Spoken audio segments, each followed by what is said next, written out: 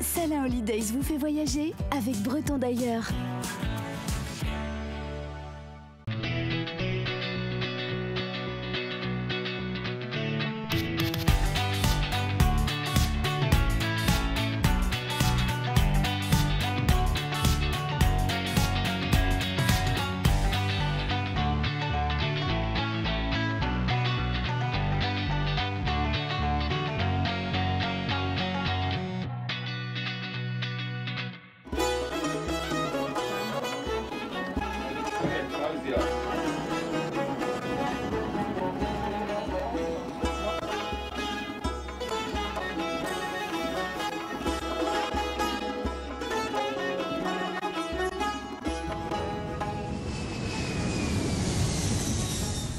Bienvenue en Iran, bienvenue à Chiraz, l'une des anciennes capitales du pays.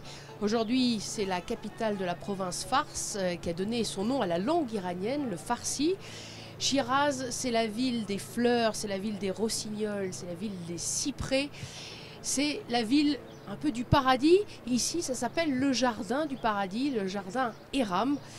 On va visiter ce jardin, on va visiter Chiraz, ensuite on va remonter vers le nord pour aller vers Téhéran, en passant par Persépolis, Ispahan, Qom, et on terminera par la capitale iranienne où on a trouvé quelques Bretons. Et oui, il y en a, allons-y.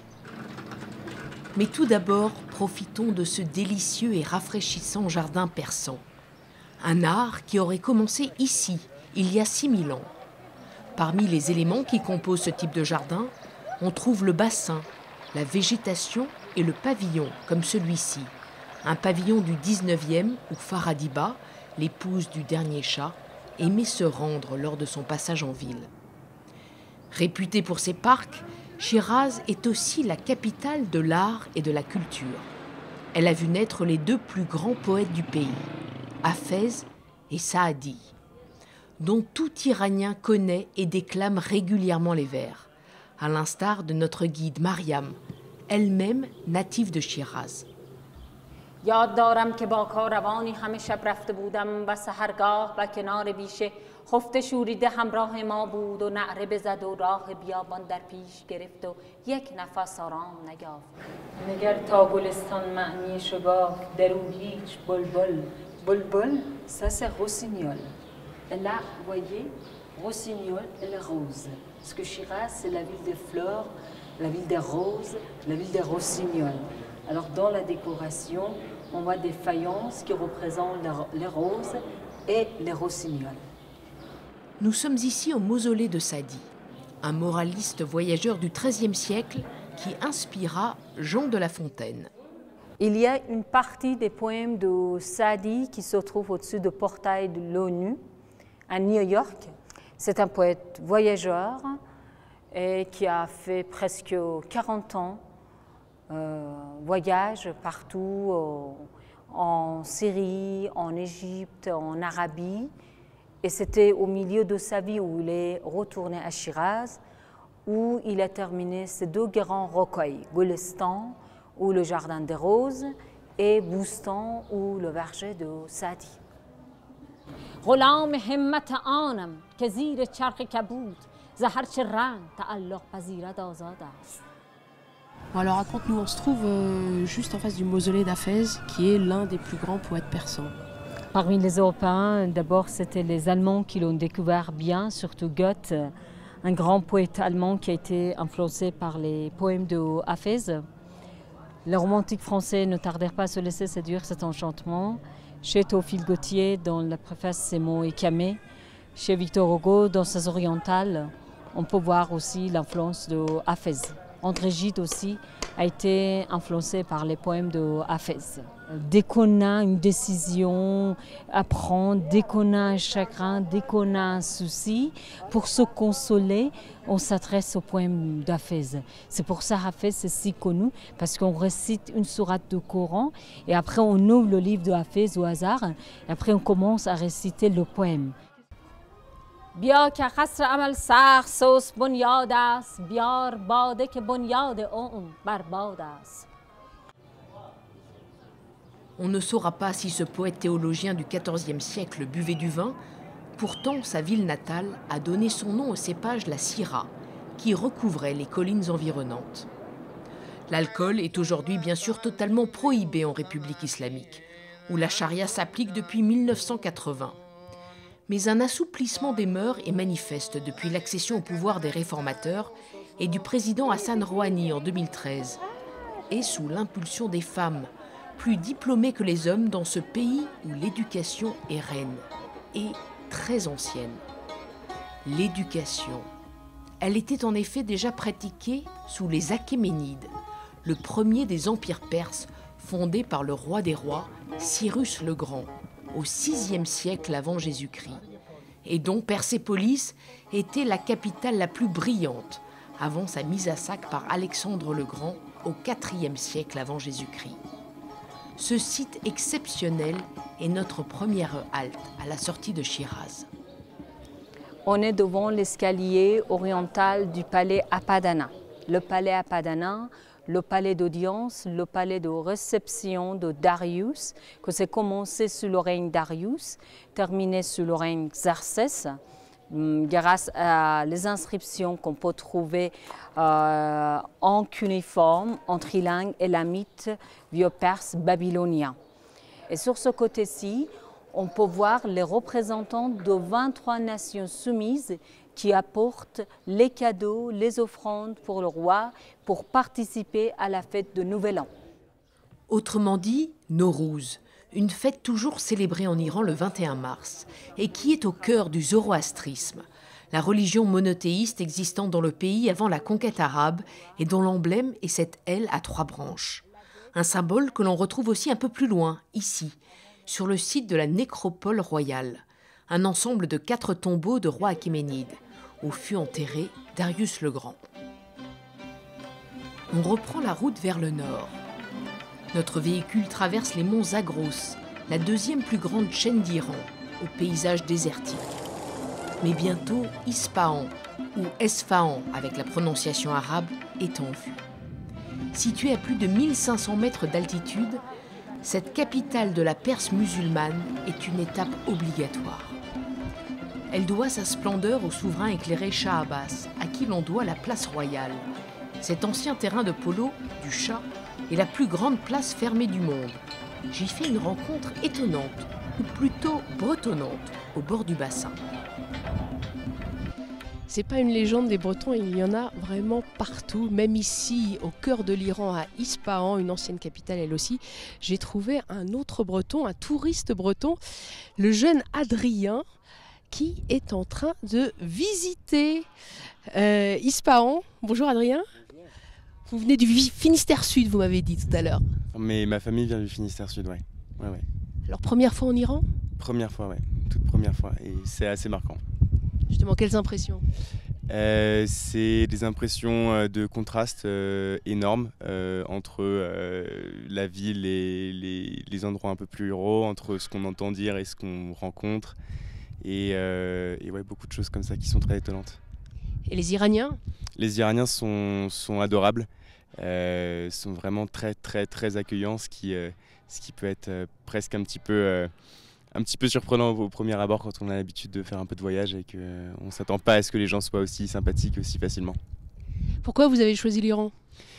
Ça fait 2 ans que j'ai le pays en tête, en fait, puisque j'ai été amené à réfléchir à cette idée par une amie qui est d'ailleurs en ce moment en Iran pour un stage de 2 mois. En fait, l'Iran, pour sa population, pour aller par-delà aussi des informations justement qu'on a sur ce pays et de ce qu'on en perçoit, de l'image qui en est rendue, et aussi parce que c'est un pays qui a une richesse culturelle et naturelle incroyable. Bah vous reviendrez en tout cas ? Ouais, très probablement, oui. Bon voyage, bonne suite de voyage. Merci Adrien. Je quitte Adrien sur la place de l'Imam, son nom aujourd'hui, pour aller visiter la mosquée de l'Imam. Avec ses faïences bleues, vertes et jaunes, elle est la plus grande et la plus belle mosquée de ce pays islamisé au 7e siècle lors de la conquête arabe, mais devenue chiite 10 siècles plus tard sous les Safavides, auxquels on doit ce joyau. J'y fais la connaissance de ce théologien francophone au turban blanc, c'est-à-dire non descendant de Mahomet. Il nous donne quelques clés pour comprendre les différences entre chiites et sunnites. Il y a des différences entre nous, mais la différence la plus importante, c'est ça qu'on croit que c'était au prophète de choisir son successeur, selon nous.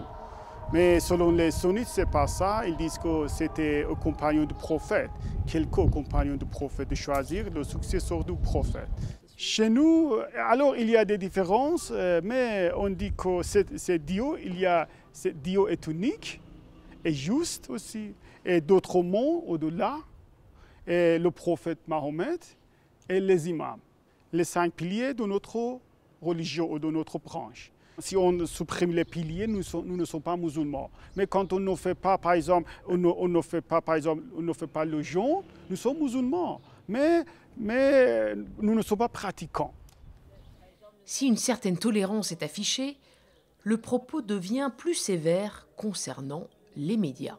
On ne peut pas contrôler les médias et la plupart des médias, oui, ils sont contre beaucoup de valeurs. Oui, parfois. Ce qui passe dans les médias, ce n'est pas la réalité de l'islam et de l'Iran, par exemple. Alors on dit que ce n'est pas bon de juger la religion par les extrémistes et par les médias. Il faut voir, il faut expérimenter la réalité. Et c'est ce que nous allons faire en effet, tenter d'expérimenter.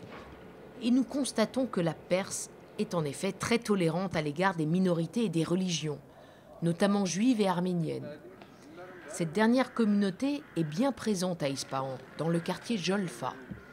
Ils y sont quelques milliers à disposer d'une douzaine d'églises chrétiennes orthodoxes, dont celle-ci, l'église Vank, la plus célèbre, dans laquelle on retrouve de jolies céramiques décorées et toujours ces motifs si perçants de fleurs, de cyprès et d'oiseaux. Des motifs que l'on rencontre jusque sur les tapis persans. En Iran, on a 2 sortes de différents tapis. On a les tapis que les gens ils font dans les grandes villes, qu'on appelle les tapis urbains. On a aussi les tapis que les gens ils font dans les petits villages, qu'on appelle les tapis nomades ou les tapis de tribu. Ça, c'est un tapis dans la région de Mashhad. Mashhad, c'est nord-est d'Iran. Et en général, il produit des tapis pour laine. Ce tapis-là, il est entièrement la laine de mouton. Et les musulmans, ils mettent ce genre de dessin dans la direction de Mecca. Et ils font prière sur ça. Si vous faites attention sur le dessin, il y a les places des mains. Et ça présente le corps. Ce tapis-là, ça prend à peu près 4 mois de travail par une personne. Mais pour les tapis urbains, on a tout à fait une autre histoire. On a des artistes qui font le dessin. Et le tisserand, il faut regarder exactement sur le dessin et après, il fait le tapis. Et maintenant, je vous montre 2 tapis vraiment exceptionnels, une super qualité. Pourquoi on dit qu'ils sont super qualité? Parce que la soie, c'est la soie de la mer Caspienne. Ça, c'est la meilleure qualité de soie qui existe. Et ils ont 144 nœuds dans un centimètre carré. Ça, c'est le maxi. Regardez les couleurs de ce tapis-là. Et quand il change le sens, vous voyez changer des couleurs. En l'occurrence, des tapis qui nécessitent 3 ans de travail et qui peuvent coûter jusqu'à 8 000 €, soit 50 fois plus qu'un petit tapis de laine vendu au bazar. Ah, le bazar, il est au cœur de la culture perse, avec ses tapis et ses épices. Toute cette orientalité si typiquement iranienne n'est pourtant jamais bien loin des symboles occidentaux du grand Satan.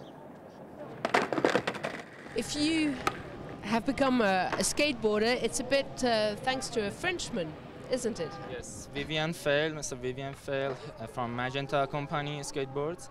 There is a connection between me and him, and we can buy a deck from France, the lower price of Iran, and it's unbelievable. I'm very thankful for him and his company. Are you the only ones here in Ispahan? Only skateboarders? Yes, of course. We skated here for 10 or 11 years ago.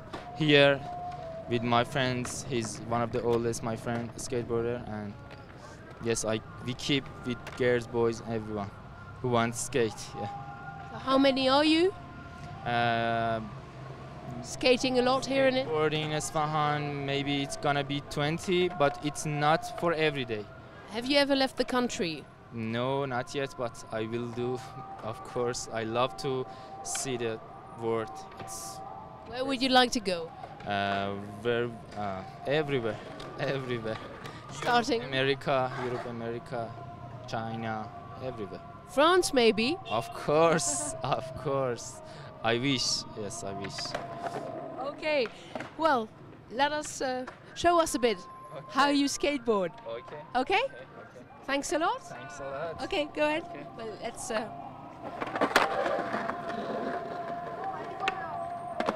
Yes. Alors que la nuit tombe, les rues d'Ispahan s'animent. Les restaurants se remplissent et les pique-niques se déploient sur la place royale. En plein Ramadan, la rupture du jeûne est une fête à laquelle nous sommes joyeusement conviés à plusieurs reprises. Voilà l'hospitalité iranienne.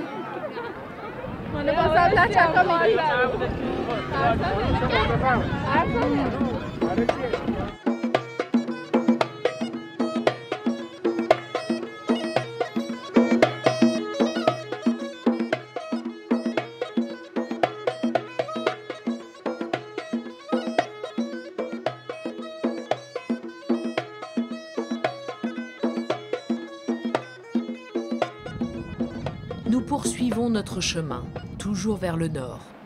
Après avoir refait le plein, très peu cher ici, le litre d'essence coûtant moins de 30 centimes d'euros. De fait, l'Iran, champion des hydrocarbures, détient les 4e réserves de pétrole du monde et les premières de gaz naturel.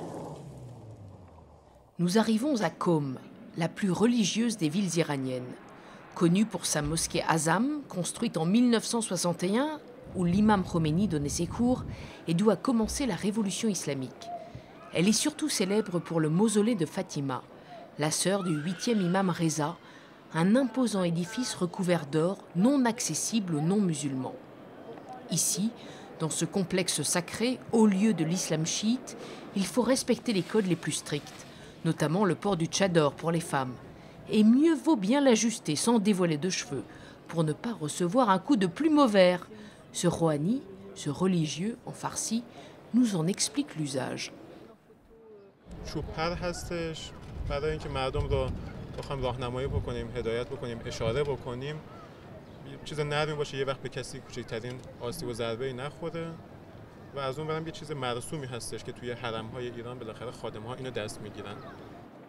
Après la mosquée qu'affectionnait l'imam Khomeini, nous visitons son mausolée à l'entrée de Téhéran. Un énorme complexe commencé à sa mort en 1989 est toujours en construction aujourd'hui, après avoir déjà englouti 2 milliards de dollars, ce qui en fait le mausolée le plus cher de l'histoire. Rouhollah Khomeini y est enterré aux côtés de son fils Hamad. L'effigie du guide de la Révolution apparaît d'ailleurs partout à Téhéran et ailleurs dans le pays, tout comme celle de Khamenei, l'actuel guide suprême, ainsi que ses portraits de martyrs.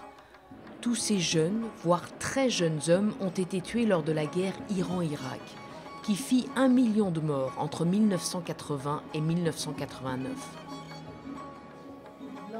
Les images du Shah et de la Chabanou ont en revanche disparu, mais le régime a conservé leurs biens comme autant de vestiges de la décadence de leur règne. Dans ce palais blanc, au nord de Téhéran, tout est resté dans son jus depuis l'exil du couple royal le 16 janvier 1979. Un palais toutefois moins beau et plus récent que celui-ci, le palais brillant du palais Golestan, chef-d'œuvre de l'ère Kadjar, du nom de la dernière dynastie turkmène à régner au XIXe siècle.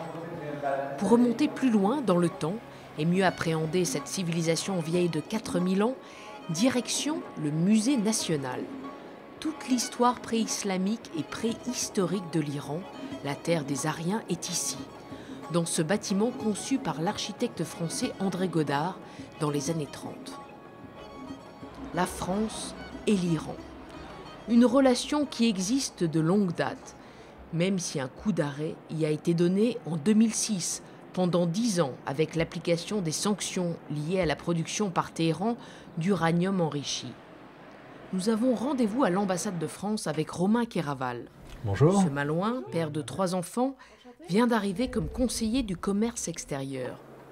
Il nous explique l'impact de ces sanctions sur la France. La France, dans le passé, était le 3e fournisseur de l'Iran. Désormais, nous ne sommes plus que le 14e partenaire commercial de ce pays. Vous voyez donc qu'entre la mise en place des sanctions et le rétablissement de nos relations, nous avons fortement perdu en part de marché. Nous réalisions un peu plus de 3 milliards d'euros d'exportation en 2005.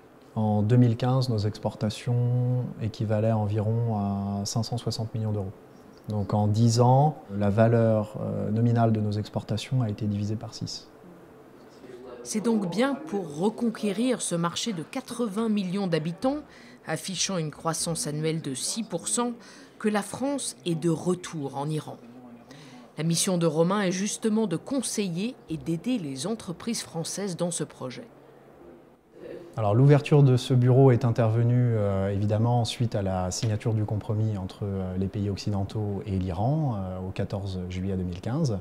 La décision a été prise par les autorités françaises d'ouvrir un bureau Business France afin d'être en mesure de nouveau d'encourager les relations commerciales entre nos deux pays. Depuis l'automne 2015, au 1er novembre, j'ai donc été nommé ici en Iran pour ouvrir ce nouveau bureau, puisqu'il s'agit d'un nouveau pays dans notre dispositif, et constituer une équipe de chargés de développement. Depuis l'ouverture du bureau Business France, environ 150 à 160 entreprises ont déjà fait appel à nos services, et un groupe comme Peugeot, qui vient d'annoncer récemment un investissement de 400 millions d'euros aux côtés de leur partenaire, le constructeur automobile iranien Iran Khodro, font partie de ces initiatives qui sont structurantes pour le retour des intérêts français dans ce pays. L'un des premiers à revenir, le groupe PSA, va devoir verser 430 millions d'euros à l'Iran pour les pertes infligées par son départ soudain en 2012, après 35 ans d'une présence toujours bien visible aujourd'hui. Certes, les banques et le système bancaire iranien ne sont pas encore raccordés au reste du monde, mais les lignes bougent. Il y a donc les grandes entreprises qui viennent, mais aussi des plus petites, parmi lesquelles celle d'un autre Breton, Romain Quinet. Il a troqué son rêve de chauffeur routier pour celui d'entrepreneur. Moi j'ai fait mes études, on va dire, lycée professionnel à Pont-l'Abbé, à Saint-Gabriel. C'est une école plus spécialisée dans le transport routier. Donc j'avais toujours un petit peu l'envie de savoir où va la marchandise. Donc c'est pour ça que j'ai un petit peu, pendant mes études, essayé de faire des stages à l'étranger. J'ai fait mon premier stage en Estonie et après en Lituanie où j'ai rencontré Xavier, qui était stagiaire de ma future entreprise où j'allais passer 4 ans. J'ai passé 4 ans en Lituanie. Et quand j'ai fait le tour et qu'il n'y avait plus d'autres possibilités pour moi de grandir dans l'entreprise où j'étais, j'ai cherché à aller plus loin et le Kazakhstan était sur ma route. Je vendais des groupes électrogènes SDMO, donc de Brest, le 3e mondial qui produit des groupes électrogènes. Mais bon, après avoir structuré la société, employé les gens, mis en place les choses, je commençais aussi à m'ennuyer. Donc l'Iran commençait à être dans ma tête et en allant à Chamonix faire une semaine de ski, j'ai retrouvé Xavier et j'ai dit, moi, il faut que j'aille en Iran, ça me botte. Et puis lui qui était en Birmanie, pour le projet que je voulais monter en Iran, on a fait banco. On prend le billet d'avion et on est arrivé. Cela fait quelques mois qu'ils sont ici. Et c'est dans le snacking qu'ils ont décidé de placer leurs économies mises de côté. On savait que les Iraniens étaient un peu lichous, comme on dit en breton, lichous. Un petit peu, ils aiment un petit peu les choses sucrées. Donc on s'est dit, on va démarrer un business de bouffe. La société est créée, la procédure pour importer les produits est en cours. Donc là, on a déjà envoyé les papiers à l'ambassade iranienne à Paris pour les tamponner. Et ensuite, une fois qu'on a ce sésame, ce papier, on va commencer à importer. On va en parallèle commencer notre production locale. On va faire les crêpes, les gaufres. Alors, sur 3 ans, on a un plan quand même de 15 boutiques. 15 boutiques, donc c'est quand même une centaine de personnes. Ici, il y a le groupe Carrefour, sous la marque Hyperstar, qui a plusieurs magasins et qui nous propose des emplacements. Donc on a déjà signé 2 emplacements chez eux, dans 2 gros malls. Donc c'est ce qui va nous permettre de nous lancer. Les choses qu'on va mettre au mur, voilà. Bon, il y a des choses qu'on va faire attention parce qu'on est en Iran. Ah oui, là il y a marqué alcool de menthe. Oui, voilà. Là il y a déjà un problème. Et voilà, et puis là, bon, on voit un petit peu la poitrine. Il y a certains qu'on va être, voilà, ça c'est la déco qu'on va mettre sur les murs. Hop. En attendant l'ouverture du premier emplacement dans quelques semaines, ce Quimpérois bretonnant et également prof de danse bretonne vit dans ses cartons. Entre plans d'entreprise, enseignes, appliques, vêtements, chaussures et bien sûr le drapeau breton. C'est un peu le bordel, il y a les chaussures de ski, chaussures d'escalade, de moto, le sport. Donc ouais. Et bah oui, il y a quand même le Grenadu qui vient toujours avec moi. En Bretagne, je suis parti la première fois, j'avais 20 ans. Et depuis, bah, je suis à l'étranger, mais c'est bien. La Bretagne, c'est bien, une petite dose, et j'espère la retrouver dans quelques années pour me reposer et en profiter un petit peu mieux que ce que j'aurais pu faire si j'étais resté en Bretagne. Car pour le moment, c'est dans son bureau qu'il se repose, sur son clic-clac, quand il ne sort pas dans cette capitale vibrionnante de 13 millions d'habitants, dont plus de la moitié a moins de 30 ans, comme lui. Une jeunesse que l'on rencontre ici, sur le pont Tabiat, miroir de la métamorphose de la ville. Ce pont a été construit en 2014 par Leila Araguian, une architecte de 32 ans, devenue une icône pour toute cette génération de femmes qui est en train de changer l'Iran. Voilà, on se quitte au pied de l'un des symboles de Téhéran, la tour Azadi, la liberté en farsi, construite en 1971 sur l'idée de Faradiba, la dernière épouse du dernier Shah d'Iran, à l'occasion des 2500 ans de la monarchie. On sait ce qui s'en est suivi. Nous avons beaucoup aimé ce voyage en Iran, j'espère que c'est votre cas également, comme on dit ici, Khodafes.